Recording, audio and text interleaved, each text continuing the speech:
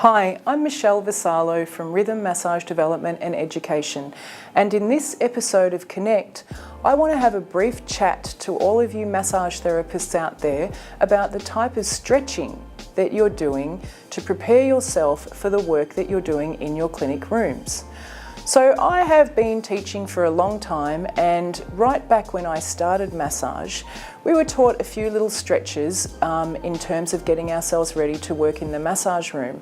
But the reality was those stretches were static stretches where you take a joint to its end of range and hold it. Now, what I discovered when I was writing my Self-Care for Massage Therapists course is that there are a couple of different types of stretching, and there are definitely appropriate times to use those. So what I found from the research that I was looking at, particularly from American and German Army research, was that dynamic stretching before any kind of physical routine actually gets the body ready to do the work. So dynamic stretching would be working through a movement, taking a joint to its end of range and then keeping going with that movement. So it's a movement-based stretching. Dynamic stretching is fantastic for pre-physical activity because it gets our body ready to work.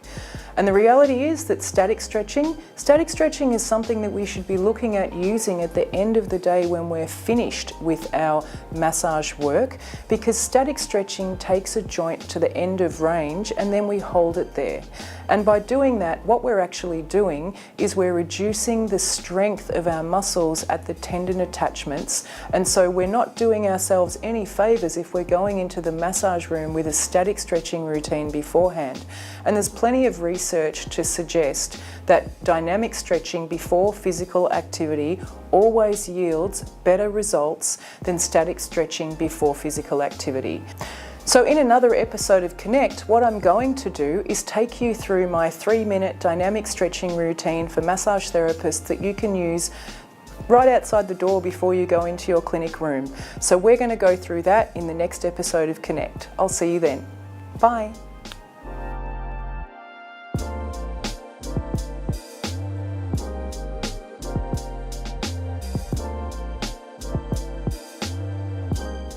Hi everyone, tip of the day for a stiff thoracic spine. That's a pretty common presentation these days, isn't it?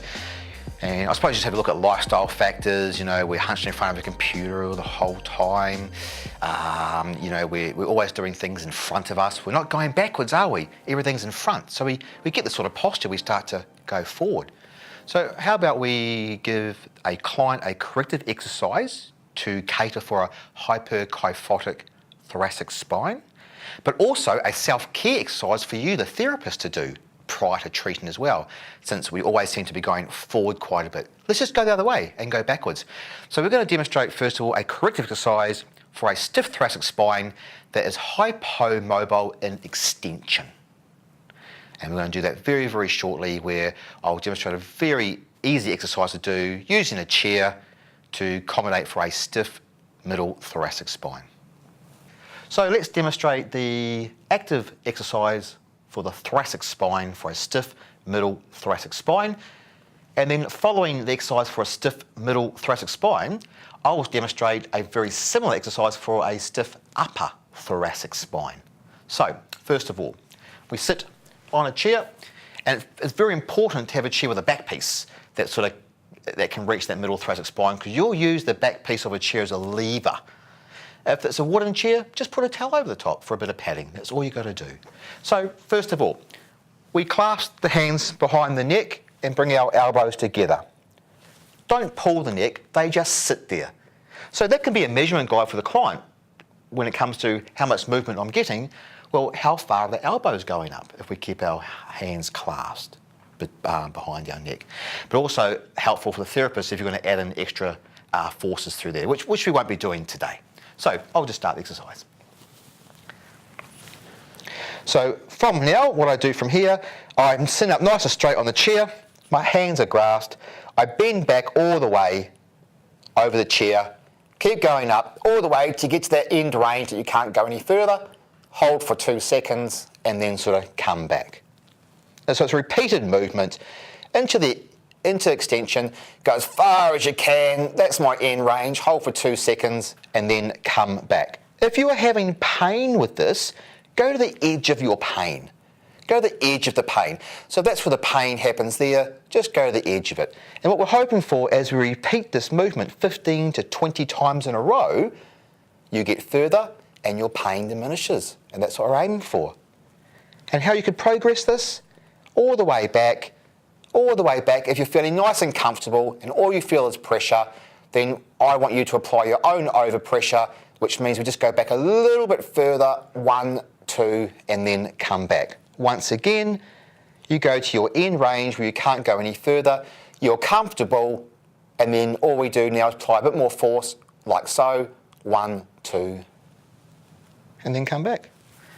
So that's a very nice exercise for a hyperkyphotic or hypomobile thoracic spine, and a good self-care maintenance exercise for the therapist.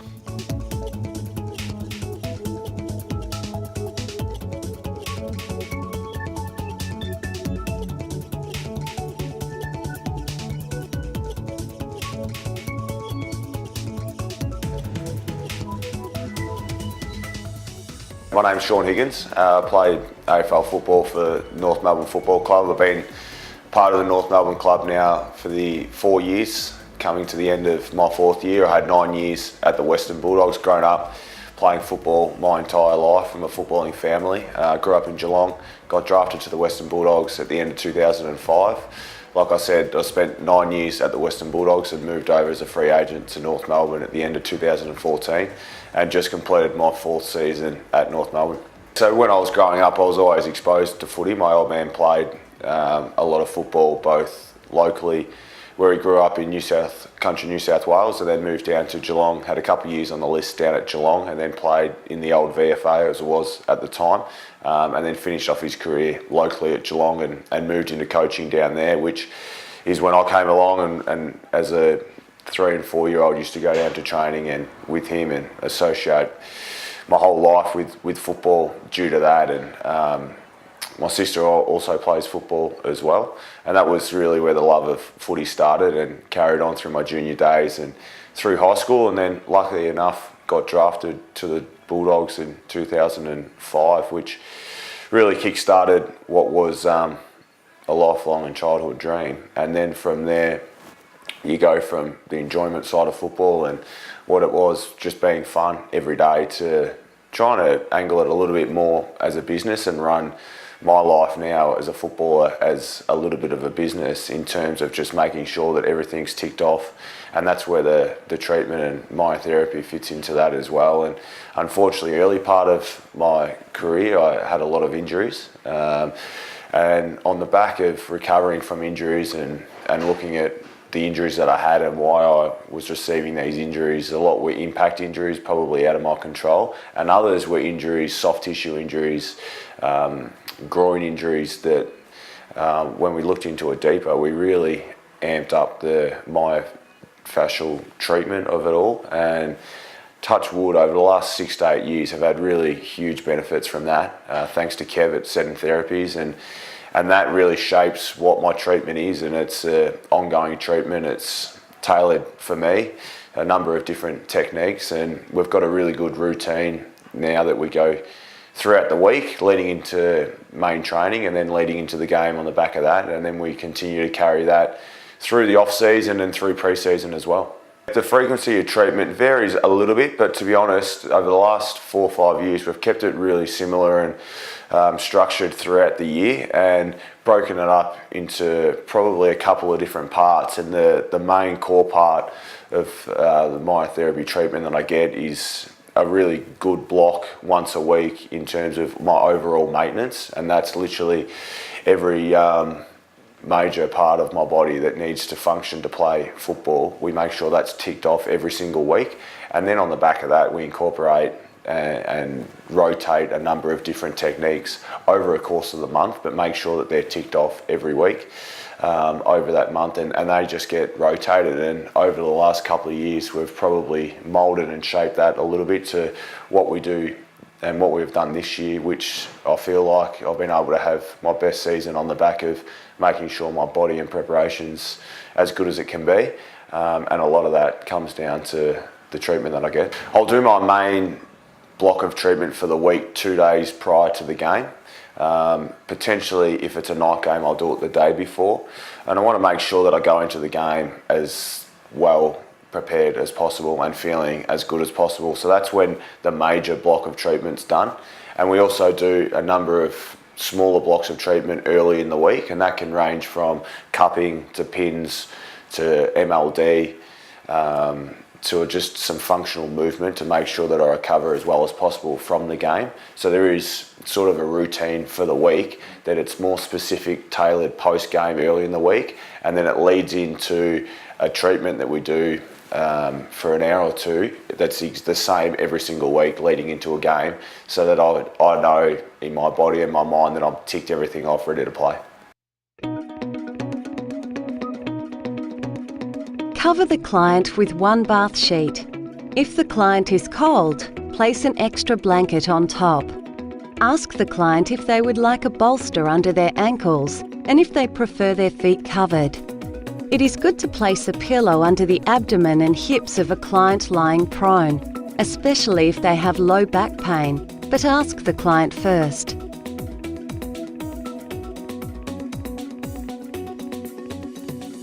Grasp the outer edges of the draping at the shoulders. Fold the draping back over itself until level with the PSIS. Tuck the draping into either side of the waistband of the client's undergarment. Begin the back massage. On completion of the back massage, simultaneously grasp both corners of the draping at the hip and gently drag the draping upwards towards the head. Lay the draping down to cover the back and shoulders.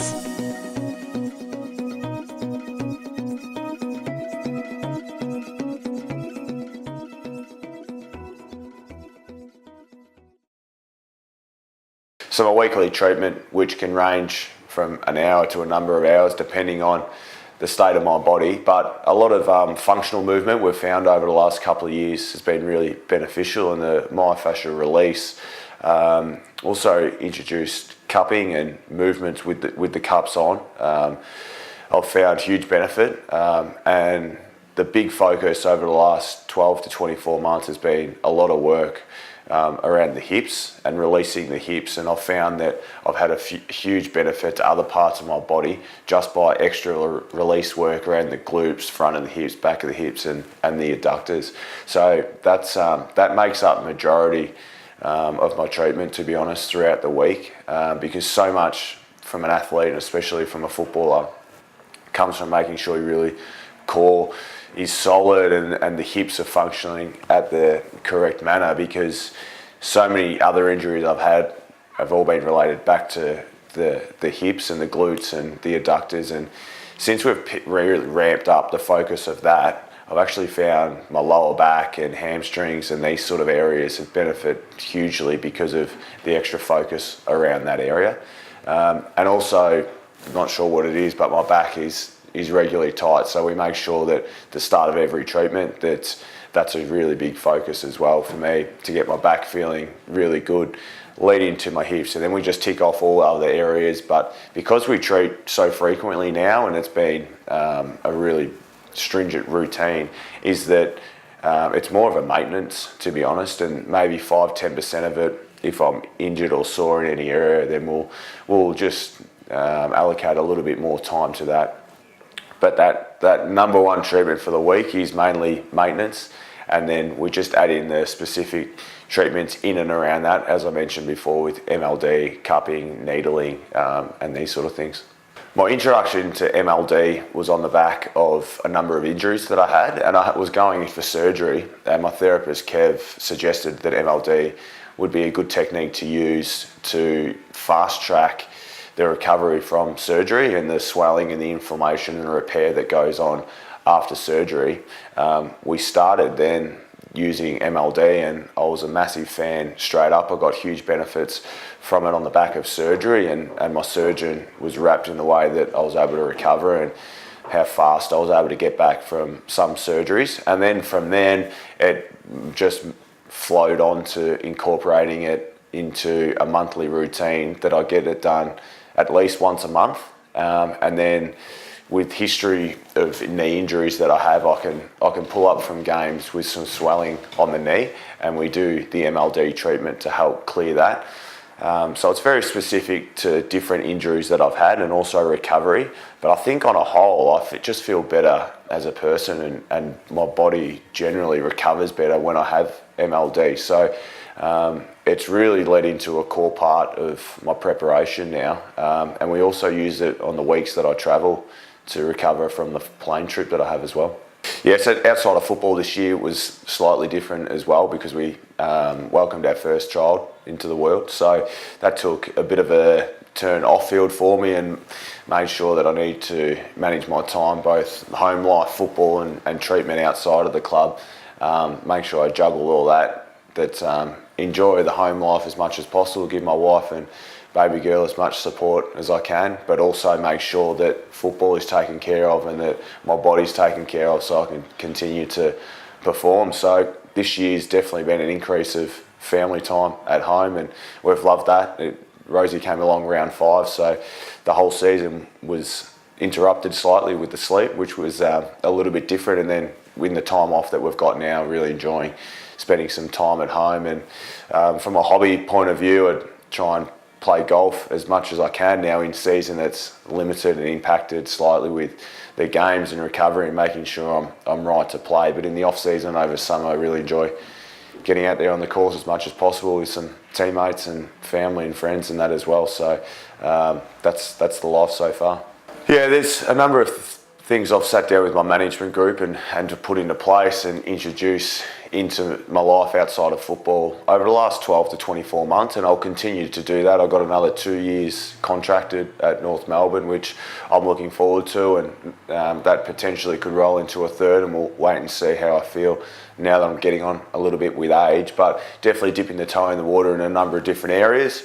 And then we'll probably narrow the focus down within the next 12 to 24 months to see what I wanted to go into post-football, and that still may involve football because I love that side of it. As I mentioned earlier, football's been a huge part of my life, and the coaching side of it does interest me as well, but so does a number of other things outside of football. So I'll continue to diversify a little bit at the moment, and then make sure that I see what I got the passion for and what drives me and what I'm interested in, and then look to do that whenever my career comes to an end.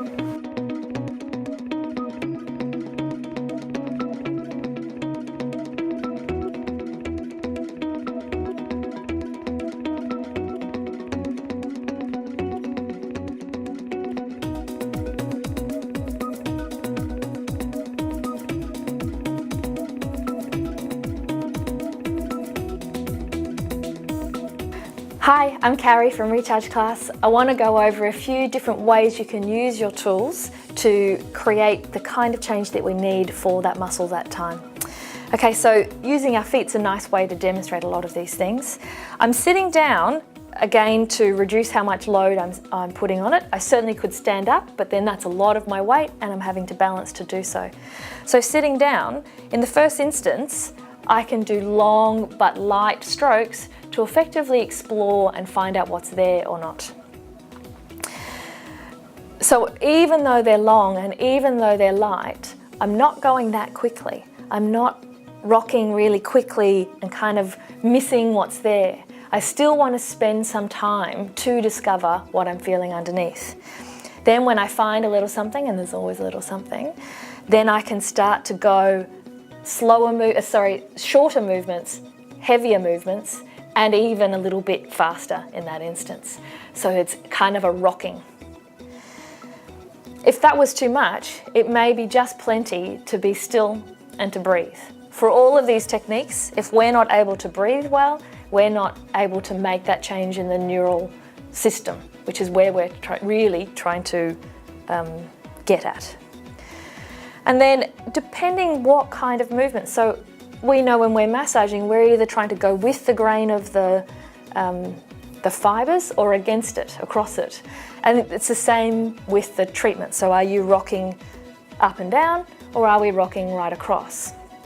Depending on the mechanics or the shape of our body, some body parts, obviously it'll be just far easier to go along the line of the muscle, not adjust, rather than across. But again, it'll depend on your person and your bits. And then the other bit that is really lovely with a lot of these our stiffer joints, so our hands, our spine and our feet, is looking at mobilising with the balls underneath. So if you're, I don't know if you can see it with my feet, but if my toes are, the ball is right underneath the ball of my feet, and I'm using it as a bit of a catalyst to create the change that I need to bend my toes, to flex my toes all the way around the ball. We lose a lot of, or create a lot of stiffness in our feet with our shoes and relatively sedentary behaviour or lifestyles. So it's nice to accentuate some of the movement that's available by adding a ball and something underneath. I'm sure that you'll find more. Enjoy playing. See you later.